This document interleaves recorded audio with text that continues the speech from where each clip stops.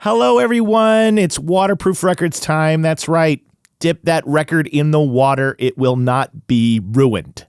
That's the name. That's what we're about. You know, the name of this show, it's one of my catchphrases is unsinkable tunes from the past, present, and future. I always liked that. Unsinkable tunes. But we are going to keep this trucking along. It's been fun because I feel like I've been able to do a lot more podcasts recently for you guys, and we're going to keep this ball rolling. And yet again, we go back to the early 90s. Like I said in the last episode about Pearl Jam 10, we're hitting some of the iconic, big, groundbreaking albums. Obviously, we're going to be opening up the door to more obscure albums, rare pieces of music, and things along the way, especially while we have guests. But right now, we're going to talk about a controversial artist, Rage Against the Machine, self-titled. Here we go. Things are going to change. I can feel it. If this gonna be that kind of party, I'm gonna... Waterproof Records. Waterproof Records. Waterproof Records with Jacob Gibbons. Yep, it's time to tackle the ever so controversial Rage Against the Machine. I mean, a lot of us love this band, but boy, oh boy, do they stir up some hot button topics online, on the internets, on the interwebs. And thankfully, you know, back when they were hitting the scene, it was like you didn't have social media. You didn't have crazy opinions. You just watched them on TV and you're like, wow, that's crazy. These guys are, you know, talking about stuff that I'm just not even aware of. But let's just start right out of the gate who Rage Against the Machine is and what they're about. If you're not familiar, they're a hybrid of hip hop and metal and funk, and there's a lot of different kind of styles that come together to create something that is truly and uniquely its own. And Rage Against the Machine is Zach De La Rocha and Tom Morello and Tim Cammerford and Brad Wilk. And those are the four guys, and they've been the original lineup since the very beginning. And they're pretty much California, you know, Los Angeles band. I mean, I believe that Brad is originally from Oregon, and I think that Tom was born in New York, and then I think he grew up in Libertyville, Illinois. But this band really came together in Southern California. I think that Tim and Zach met in Irvine, in that area. And so these guys are a diverse gathering of friends that were in bands and whatnot, and how they came together basically is Tom Morello was in a band called Lockup, and Lockup's breaking apart, and he's lived in LA for a short while, lived in this area for a short while, and he is a Harvard graduate. I don't know if you guys knew that, but Tom Morello is a Harvard graduate, so very smart fella. Got it in political science, but he moves out here to pursue a career in music. He's feeling a little unhireable. There's even at the time, I think he worked as a exotic dancer for ladies' parties and stuff. He just basically said, he got basically down to his boxer shorts, but that was one way he got money along the way. But he's in a band called Lockup, and his drummer John Knox says, "Hey, I know these guys. I think you should jam with." And it's Zach De La Rocha and Timmy. And he tells them to get together because those guys are in a band that, Zach De La Rocha's band, which was called, oh my gosh, Inside Out, was also breaking up at the time. So they're just bringing them together. Then they get Brad Wilk, this drummer, and then voila, we have Rage Against the Machine.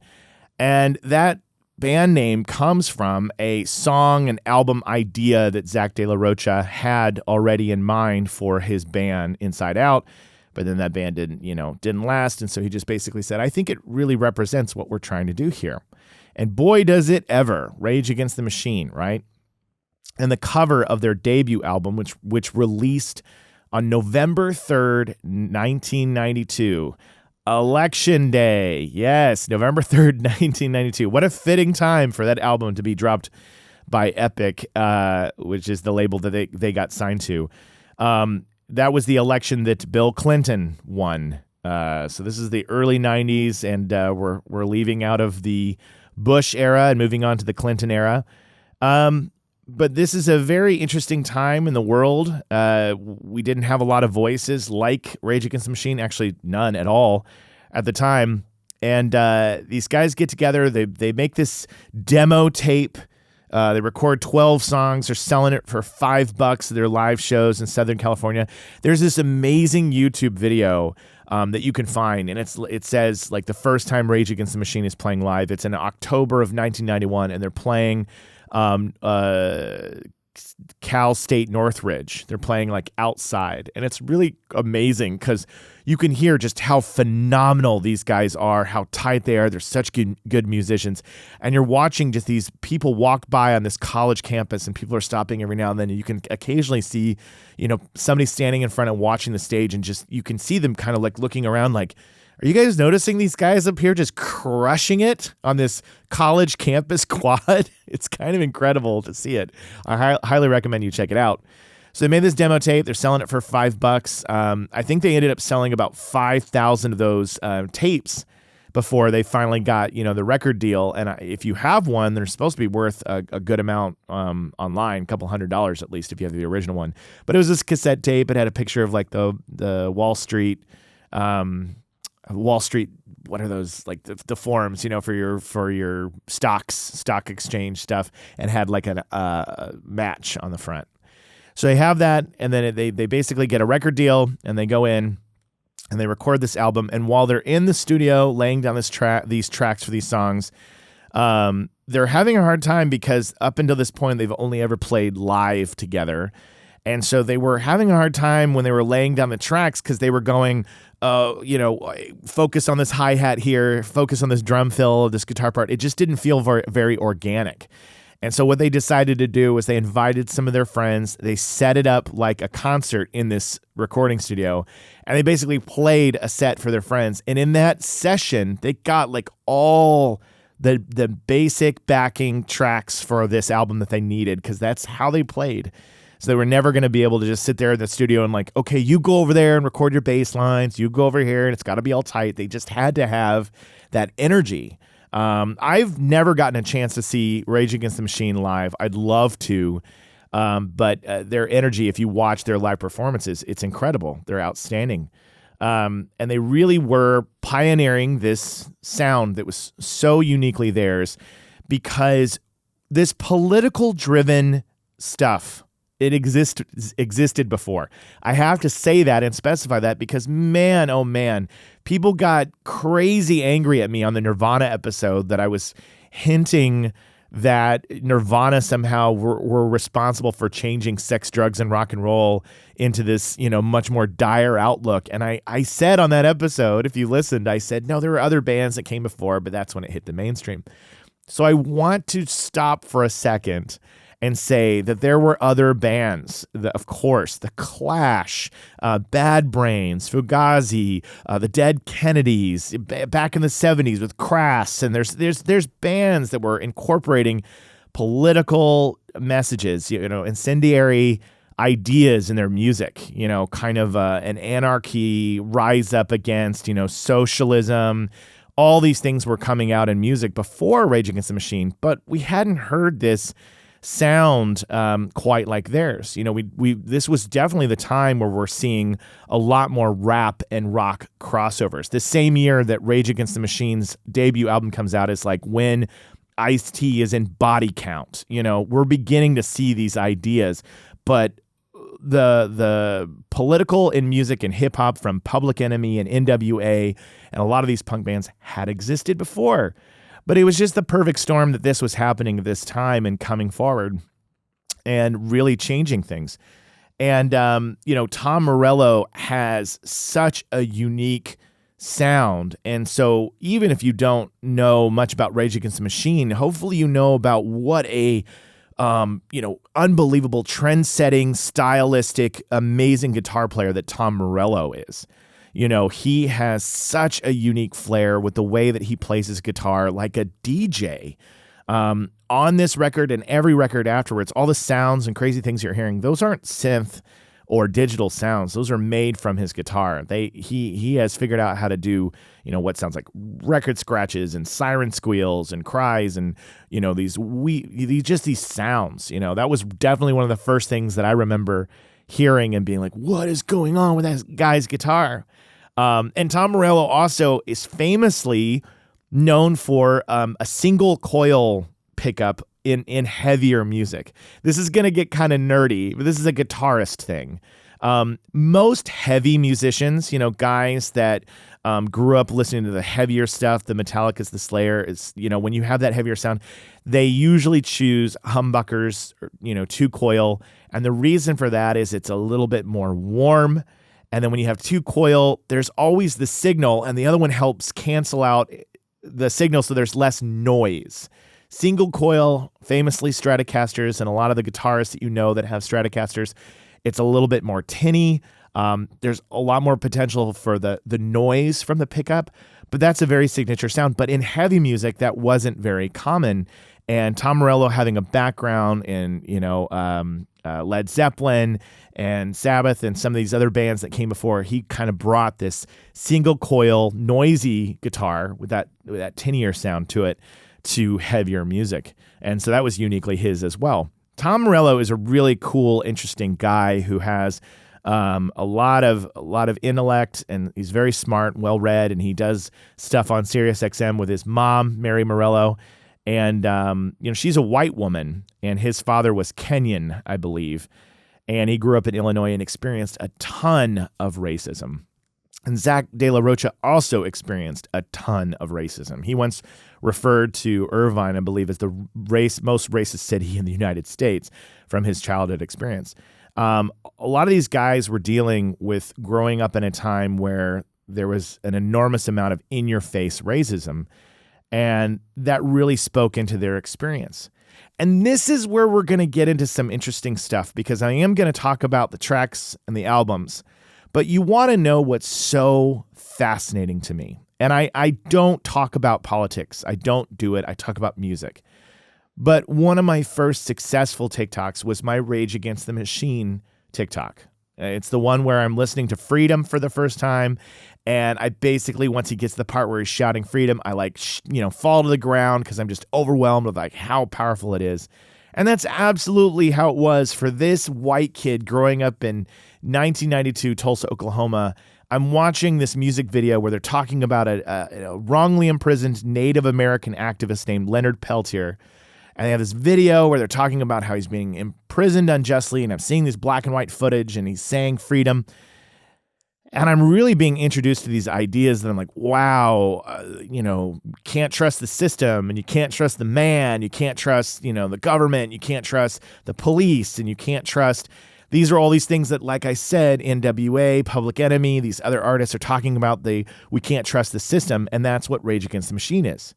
Their cover of their first album is a Buddhist monk, a Pulitzer Prize winning photo of a Buddhist monk self-immolating in protest in Vietnam. That is a real picture of a guy burning himself alive. And they chose that because they were saying, we're willing to commit 100%, no matter what the cost, to what our beliefs are, like this picture. And I mean, to be a young kid and see that cover, I was like, holy shit, these guys don't fuck around. Now, this is where it gets political. When I made that TikTok, I can't even begin to tell you how many comments of a certain side of the political agenda said this. They used to rage against the machine. Now they rage for the machine. Let me tell you something. I saw that comment, I don't know, 10,000 times.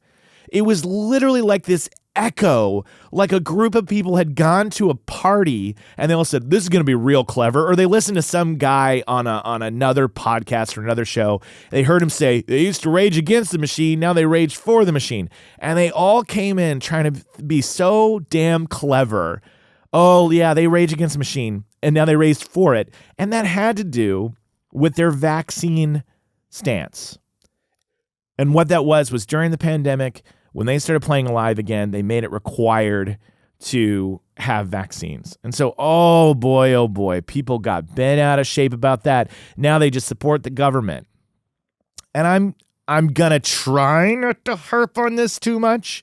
I'm going to try. But it's really hard for me to not just want to shake these people by the shoulders and say, I disagree strongly that wanting to follow the science and protect the safety of people means that you're a government shill or that you're just, I'm just doing what the man tells me to do.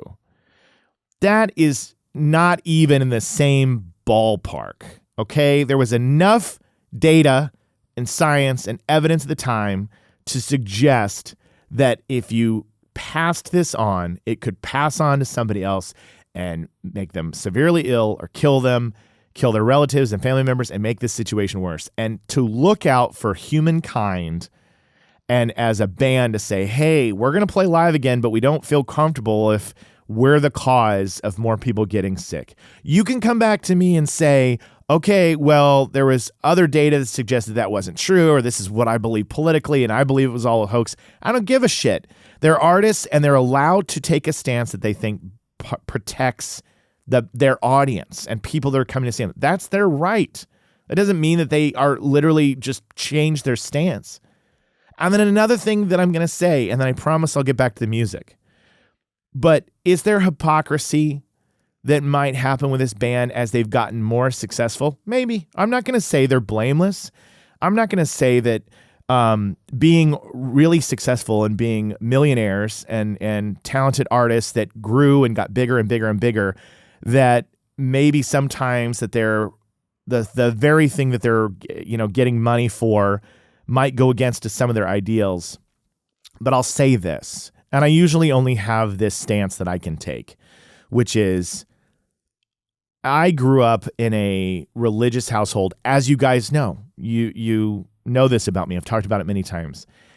And if you grow up in a mindset of faith, I don't care what your religion is, but you grow up in a mindset of faith, most faiths believe, I believe there's a divine being, a God. I believe there's an afterlife. And most, especially Christians, want to share that information, and they're very passionate about it. They want to share it. They want to share the truth with others, right? I don't, but they want to. So what happens when those people, no matter what race or background, grow up and become successful and they become very wealthy? Are they not allowed to talk about the things that they're passionate about anymore? If somebody believes in something to the core of their being and they become a billionaire, they're still allowed to talk about that they believe that there is an afterlife. They want you to be loved. They worry about your soul, right? That's acceptable. Sure, we have televangelists that we think are misers and stealing from people, but everybody, even if they become successful, is still allowed to stand for what they believe in. So here you have a band of guys, especially the experience of Tom Morello and Zach De La Rocha, who are speaking from a place of racism, bigotry, oppression. They witnessed it firsthand. They experienced it. So that's always going to be with them. They're always going to not trust a system that would breed bigotry, racism, oppression. They would always seek to stop that. They would always want to speak out against that, about corporate greed and against these messages, because that is in the very core of who they are as people. So you can come along and you can say, oh, well, I find it ironic that these guys who are millionaires are telling me about corporate greed or corruption in America or whatnot. But that's, no matter how successful their career led them, they're never going to stop wanting to tell you that the system is dangerous and that it breeds kind of this cyclical problem of favoring a certain class of people, the upper class, the 1%, or that's just always going to be in their minds and in their mouths. It always will be. You shouldn't be surprised by that. And I'm definitely not surprised by that. And I think that's fine. I think that's fine. If somebody was molested or they dealt with violence at a young age, their entire life they would speak out against it. No matter how rich, no matter how successful they are, they would always speak out against where they saw oppression, racism, bigotry, sexism, people being oppressed. So that's my very passionate opinion is one, you come at me and you say, rage doesn't rage against the machine, they rage for the machine. I disagree. I disagree with you. I think that these guys are trying to continue what they set out to do from the very beginning. Had they been successful at doing it? Absolutely. Have they gotten fame and money and opportunity? Did they work for a record label and that might be problematic? Sure. Is there some level of hypocrisy in here? Yes. But did Rage Against the Machine leave their mark on the world of music by opening people's eyes to injustice? Did they stand for what they believed in the majority of the time? Absolutely. These guys famously shut down Wall Street by playing outside. These guys famously stood naked in front of a crowd during Lollapalooza to protest and got escorted off by police. These guys got kicked off of Saturday Night Live for hanging American flags upside down because Steve Forbes was the guest. These guys always, they toured with U2 in the 90s and took every ounce that they got paid and gave it to charities. They did this over and over again. They constantly put their efforts and energies into stuff to make sure that people were taken care of, looked after, that they stood for people's rights. They donated to organizations, outspoken. They did marches. You know what I mean? So anyway, I got a little hot on that one. I think because I've been holding on to this for a year. Been holding on to a year for Rage Against the Machine. I make a video on freedom and people are coming at me. I had a guy make a video in response to me. Let me tell you this. I had a guy make a video in response to me. A duet on TikTok is where they can take your video and then they can film something, right? Or they can tag you in it so you can see it. So this guy tags me in a video and he shows himself burning Rage Against the Machine stuff in his yard. And he says, "Hey, Jacob Givens, you and Rage and Against the Machine can expletive here, whatever, fucking suck my dick and whatever it is." He says this horrible shit to me while he's burning these records. And you know what I said in response? I said, "Hey man, you know I'm a dad with kids who works at a job and just loves to talk about music, right?" I wrote that back. I said, "You know I'm just like a regular, everyday guy who goes to work and loves his kids and listens to music." And his response like 3 days later was, "Okay." I mean, come on. This guy treated me like I was out there just completely ruining the world for him because I made a video about how I loved a band. You know what I mean? Like, are you kidding me? So this is the first time I've had a chance to talk about this band that as a teenager, I'm learning about, oh, holy shit, there's police brutality. This album was recorded during the Rodney King. This is the backlash of the Rodney King riots. You know, there was a lot of stuff going on right then that would happen. And also, I'm a white kid. What the fuck do I know about racism in these neighborhoods that these guys were growing up in? So I wanted to just listen and learn. So my recommendation before I get back to the album is to just say, maybe, just maybe, every now and then a message is heard so well that the person becomes successful because of it. And that happened with these guys, I believe. All right. I'll get back to the album. Are you guys angry with me? I probably lost so many people because you thought like, oh, Jacob doesn't like to rock the boat. But you know what I do when you tag me in videos burning albums and saying, "Look at what you can." Anyway, I'm doing the hillbilly voice. That's probably not fair. I have no idea if that's how this guy talked, but sure made me feel that way. And I grew up around some of that kind of stuff anyway in Oklahoma. All right, so this album is very memorable because the riffs are incredibly different from what I was hearing at the time. Tom Morello would do these single note riffs. You know, a lot of times people were doing bar chords, but he was doing these riffs where he's just playing, you know, one note at a time, which is very unique, as well as the DJ style. And right out of the gate, this thing opens up with a song called Bomb Track. And it just builds and builds and builds and goes. And this album is explosive.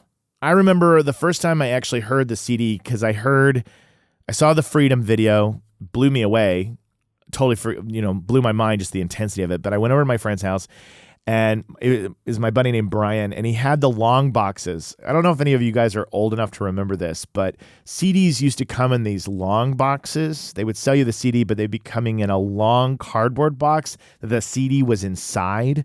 So it's this elongated version of the CD in a box. And so they're kind of cool. So he had them hanging up on his wall in a row, like all the long boxes that the CDs would come in. And I saw that up there. That's where I saw that picture. And I remember listening, and it was just so intense. Everything about this album is intense. You cannot relax listening to this record. Not at all. And then the second song on the album, Killing in the Name, that is the one they're the most well-known for in the world. They are hands down in their entire career, albums, live shows, Killing in the Name of is Killing in the Name of the song, is the most well-known. And of course it is, because he says, fuck you, I won't do what you tell me 16 times, and then wraps it up with a nice motherfucker. So nice little 17 times of the F-bomb there at the end of the song. Pretty memorable. But it was the record label's idea to release that as a single because they knew there's no censoring these guys, and that's going to be their appeal. We're gonna put that out. And just basically, there's not going to be like a version where we bleep it out or whatever. They just were like, this is, they edited out that ending, but it was like they knew that the controversy would draw people in. And it was also the record label's idea to release Freedom as a single because they thought this is the only song on the album that doesn't have a curse word in it. But he says, bring that shit in right there.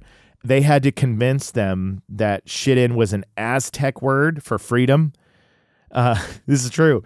And they said, no, he's saying shit in. It's an Aztec word. It's freedom.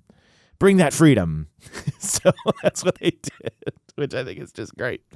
But this song famously, I don't know if you guys have ever heard the story, but there was a British DJ who accidentally played it on the BBC, top 100 or whatever. He played the full version on the radio, and everybody was just kind of speechless. But their popularity overseas outside the United States was much bigger because they didn't have as many censorship rules in Europe and Japan, and they were able to get away with a lot more than they were here. There was a lot of censorship here.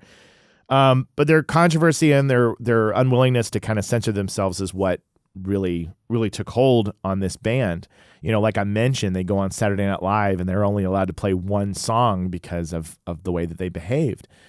And that was the appeal specifically for me as a kid, just seeing these people that were so proud to stand up what they believed in, that it inspired me. And I think that, obviously you just heard me go on for, 10, 15 minutes about how angry you hadn't heard that before on the show, how angry I could get at people just kind of constantly being critical.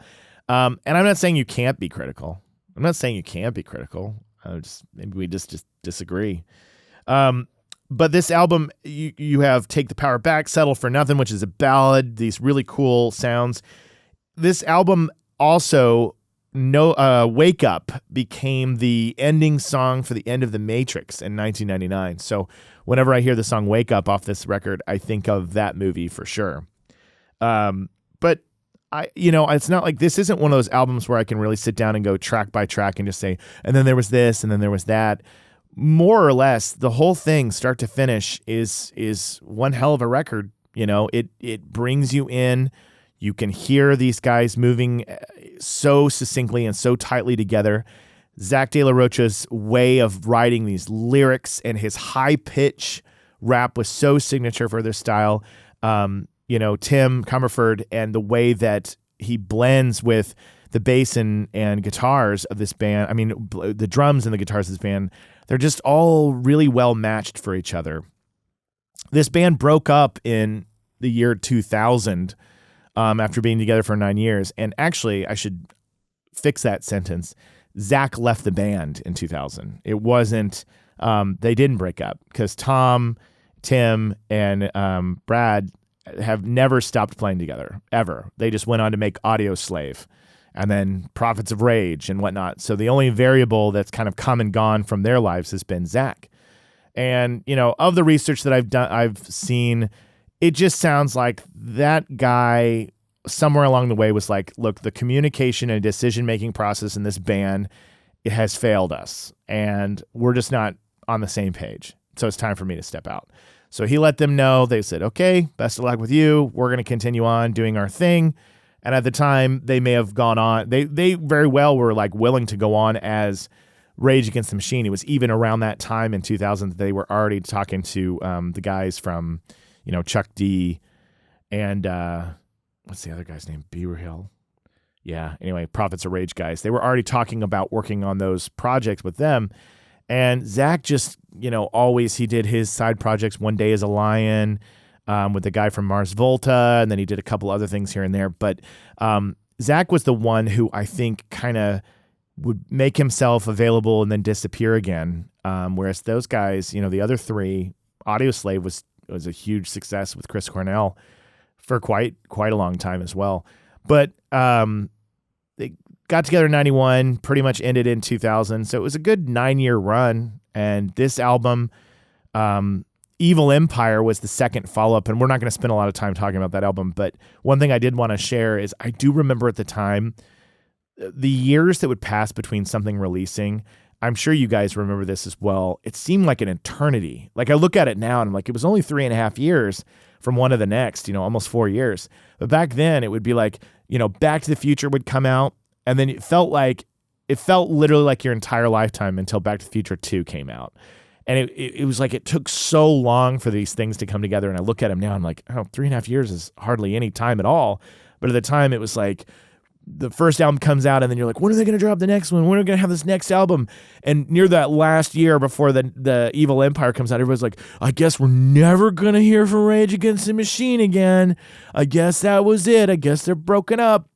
And then it would come. And then you'd be like, wow, it's amazing. But, I think I spent a lot of time getting angry on this episode. So, Josh, my producer, Hunting Season, I'm going to have to come after this episode and go out there and be like, was that okay? Should I delete this episode? He's giving me the cancel sign from the window. I love it. Like, no, don't air it. I know. It is one of those things that when you do get passionate and you feel something so deeply in your heart, you're like, I got to say something. But I want to see if there's anything else that I wanted to talk about before I got it here. Oh my God, Josh, I forgot to really read the Believe Limited thing at the top of the episode. So should I just do it now and then I can find a way to lay it in early on? Maybe I should just do that. I could edit around it. Oh, that's a good idea. Good call. All right, read it at the end. I wanted to see if there was anything else that I could say before we get out of here. I think that's pretty much it. I love this record. I love Evil Empire. Battle of Los Angeles, I got into it a little bit. I liked the cover album by Rage. I'm wondering if they will come out with they'll come out with a fifth album. They are touring again. I know there's also issues that people have with what the ticket prices are for Rage playing live right now, because I know they're very, very expensive, and people are like, well, they're against the corporate greed and all that stuff. And I mean, I think that, could their ticket prices be less? Probably. There's just a lot of things that go on to putting on live shows, man. I don't know. I'm sure most artists would love to make their concert tickets be $50 and whatnot and make it easy for everybody. I don't know what goes into that. And so if Rage Against the Machine, if you guys hear this, I would say, hey, I think that maybe you should consider making your ticket prices a little less. But then again, I'd be willing to pay whatever to see you guys play. But they're touring right now. They're playing. There's been some online clips of Zach De La Rocha just recently. I think did he fall off the stage, or he got tackled or something? And so Zach hurt his ankle during a show, and so he had to sit down. But then just recently, Tom got tackled accidentally by the security guard and got knocked off the stage during a show. That's been trending everywhere as well. But these guys are incredible musicians, incredible artists. I stand with a lot of the things that they think and feel politically. I oftentimes know that I don't know much about anything with my privilege and the way that I've grown up, but I want to learn more. The sentence that was the takeaway from the TikTok that I made for Rage Against the Machine was, I'm angry, but I'm learning. And I think that that's all you can do is I'm learning. And so if you've got some pretty strong opinions and you want to come after me and say, hey, a lot of the stuff that you said on the podcast, I don't think you're well informed about this, or you should hear this aspect, or maybe you didn't know that they were doing this. Hey, I'm open to that conversation if it's done in such a way that we could hear each other. But I want to learn and I want to know more. And the truth is there's a lot of oppression in the world. There's a lot of people in power manipulating the situations. And me personally, I don't think having people be safe at a concert is saying that you're just doing what the government tells you. I think that there's a lot more consideration into that decision, and I support it. But that's just me personally. And so if I lost you, then I lost you. But check out Rage Against the Machine, 1992. Came out right on Election Day, November 3rd. The record producer of this, I forgot what his name is. It's neither here nor there. But let's wrap up the show, shall we? I listened to my friend do a podcast earlier, and I just realized that a lot of times I don't give you guys a lot of the scoop on what would be helpful to me. By all means, if you have listened to me on iTunes, I sure could use some comments and some stars on there. If you want to write a review and say what you think of the show, if you want to tell your friends and tell them to support and check out the show and say, hey, you should be listening to Waterproof Records, that would be a huge help. You can find me on TikTok at the Jacob Givens, and I'm everywhere else, just pretty much Jacob Givens. I have a YouTube channel where these videos air. I usually share clips of them, but you can check out the full episodes on my YouTube, which is just Jacob Givens. You can find me on there. That would be a huge help to help grow this whole thing. But then again, after this episode, maybe you're like, I'm over this guy. He's canceled. I don't know. But before we get out of here, let's read our Believe Limited blurb, shall we? Today's episode is recorded at Believe Limited in Silver Lake, California. Believe specializes in entertainment that affects change and is responsible for various forms of content, including feature films, documentaries, and podcasts, much like this one. You can check out their work at believeltd.com. Believe Limited, we do special things. Thank you guys for joining me. Waterproof Records, I had fun. We'll talk soon. Things are gonna change. I can feel it. If this gonna be that kind of party, I'm gonna Waterproof Records. Waterproof